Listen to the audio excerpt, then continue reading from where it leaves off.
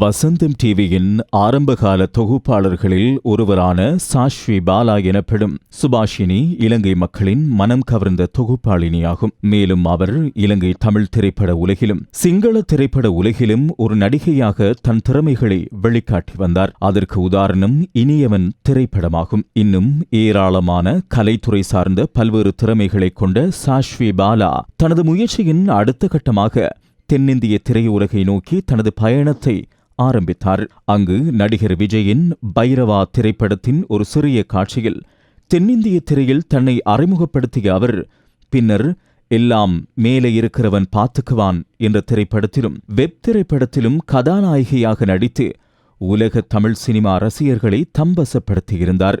பின்னர் அவர் தென்னிந்திய தொலைக்காட்சி தொடர்களில் முக்கிய கதாபாத்திரங்களை ஏற்று நடித்து வந்தார். இந்நிலையில் தனது கணவருடன் பெங்களூரில் வாழ்ந்து வரும் நடிகை சாஸ்வி பாலா படப்பிடிப்புக்காக சென்னை போரூர் அருகில் உள்ள பிரபல அடுக்குமாடி குடியிருப்பில் தங்கியிருந்த நிலையில் தூக்கிட்டு தற்கொலை செய்து கொண்டதாக இந்திய ஊடகங்கள் செய்தி வெளியிட்டன.